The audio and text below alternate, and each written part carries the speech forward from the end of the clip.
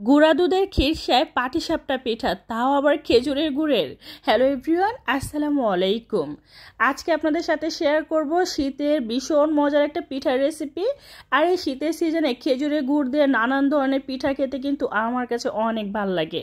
তো চলেন আজকের ব্লগটা স্টার্ট করা যাক, আর পুরো ব্লগ দেখার অনুরোধ রইল। আমি একটা পাত্রের মধ্যে আটা কিংবা ময়দা 1 কাপ দিলাম, আর চালের গুঁড়া 2 কাপ নিয়ে নিচ্ছি। সেই সাথে স্বাদ মতো নুন দিয়ে দিচ্ছি। এবার দিয়ে দিচ্ছি খেজুরের গুড়। এটা কিন্তু ঝোলা গুড় ছিল, তো এটা ফ্রোজেন থাকার কারণে একটু এরকম হইল। যাই হোক, এবার আমি গরম পানি দিয়ে দিচ্ছি। গরম পানি দিয়ে সব কিছু একসাথে খুব ভালোভাবে মিশিয়ে নিচ্ছি। এটা আপনারা চাইলে হাতের সাহায্যে খুব ভালোভাবে মিশিয়ে নিতে পারেন, এতে করে ব্যাটারটা আরও বেশি পারফেক্ট হয়। অল্প অল্প করে পানিটা দিচ্ছি আর খুব ভালোভাবে মিশিয়ে নিচ্ছি। এক পর্যায়ে অল্প অল্প করে পানি দিয়ে মিশিয়ে নিতে নিতে খুব সুন্দর একটা ব্যাটার তৈরি হবে। আমি আসলে পিঠার ব্যাপারে এত বেশি দক্ষ না, তবে বাসায় আমরা সবাই মিলে বানিয়ে খেতে পারবো এরকমটা অবশ্যই পারি। তো এই যে খুব সুন্দর একটা ব্যাটার তৈরি হয়ে গিয়েছে। এবার এটা আমি এক সাইড করে রেখে দিচ্ছি, আর অন্য একটা চুলা আমি হাঁড়ির মধ্যে 1 কেজি পরিমাণ লিকুইড মিল্ক দিয়ে এটা জাল করে 1/2 কেজি করে ফেলছি। আর তেজপাতা এলাচ দিয়েছিলাম সুন্দর একটা স্মেলের জন্য। এই পর্যায়ে আমি গুঁড়া দুধ দিয়ে দিচ্ছি 1 কাপ পরিমাণ।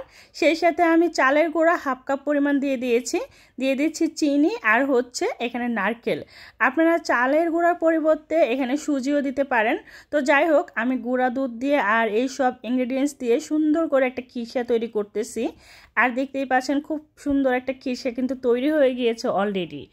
এবার আমি যেটা করব, লাস্ট পর্যায়ে ঘি দিয়ে দিচ্ছি। ঘিটাও ফ্রোজেন করা ছিল, মানে নর্মাল ফ্রিজে ছিল, তাই জমে গিয়েছে। তো এটা দিয়ে একদম লাস্ট ফিনিশিং সুন্দর করে নেড়েচেড়ে নিব। 1-2 মিনিটের মতন একটু নেড়েচেড়ে তারপর এটা আমি নামিয়ে নিচ্ছি।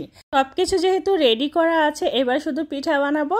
তো চুলায় একটা ফ্রাই প্যান বসিয়ে দিয়েছি। এর মধ্যে আমি প্রথমত তেল ব্রাশ করে নিচ্ছি। তারপরে ওই যে পাটিসাপটা পিঠার যে ব্যাটারটা তৈরি করা হয়েছে ওইটা দিয়ে দিলাম। দেখতেই পাচ্ছেন কতটা স্মুথ হয়েছে না এই ব্যাটারটা। তো এটা যখন সুন্দর করে হয়ে আসবে, তখন যেটা করব, আমি এখানে দিয়ে দিচ্ছি খিরসা, মানে গুঁড়া দুধের খিরসা। এই খিরসাটা দিয়ে তারপর আমি যেটা করব, একটু একটু করে ফল করে নেব, মানে সুন্দর করে উল্টে পাল্টে পেঁচিয়ে নিলেই তৈরি হয়ে যাবে পাটিসাপটা পিঠা। আমার কাছে মনে হয় কি, পৃথিবীতে সবচেয়ে সহজ পিঠা হচ্ছে পাটিসাপটা পিঠা। তো একটা একটা করে পিঠা তুলতেছি, আমি একটু একটু করে তেল ব্রাশ করে আবারও পরবর্তী যে পিঠাটা সেটা দিয়ে দিচ্ছি। আমার আম্মু বেটারটা দিচ্ছিল আর আমি খিরসাটা দিচ্ছিলাম। 2 মা আর মেয়ে মিলে পিঠা তৈরি করতেছি। তাহলে তো বুঝতেই পারতেছেন পিঠাটা যে কি পরিমাণে টেস্টি হবে। তো যাই হোক, এই শীতের সিজনে কে কি পিঠা তৈরি করে খেয়েছেন অবশ্যই কমেন্ট করে জানাবেন। আর আমার এই পিঠাগুলো কেমন হয় সেটাও কমেন্ট করে জানাবেন, ঠিক আছে? এক এক করে তো অনেকগুলো পিঠা বানালাম, এখন একটু ডিজাইন করি। বেটারের মধ্যে আমি একটু রেড ফুড কালার দিয়েছি, তারপরে এইভাবে করে ডিজাইন করতেছি। আমার আম্মু তো হাসতে হাসতে পুরাই শেষ, বলতেছে এটা আবার কি ডিজাইন। মানে আমার আম্মু আমার পিঠার ডিজাইন দেখে প্রচুর পরিমাণে হাসতেছে। তাছাড়া ফেসবুক বা ইউটিউবে এই পাটিসাপটা পিঠা দিয়ে কত ডিজাইনার পিঠা যে তৈরি করে সবাই, দেখে আমার কাছে ভীষণ ভালো লাগে। তো ভাবলাম আমিও আজকে পাটিসাপটা পিঠা একটু ডিজাইন করে তৈরি করব। তবে বিশ্বাস করেন, এমন ডিজাইন করছি এই পাটিসাপটা পিঠার পুরো মান সম্মান নষ্ট করে ফেলছি। এখন অনেকেই এরকম কমেন্ট করবে আমি জানি। তো যাই হোক, আমি নিজেই বলে ফেললাম, আমার কাছে মনে হয় আমার দোষ অন্যের ধরার আগে আমি নিজেই ধরি, তাহলে আর কেউ ধরবে না।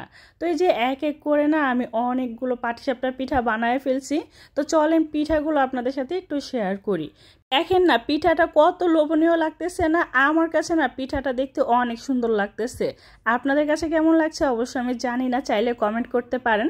গুঁড়া দুধের খিরসে পাটিসাপটা পিঠা, তাও আবার খেজুরের গুড় দিয়ে বেটার তৈরি। বুঝেন এবার পিঠাটা কতটা মজা হবে।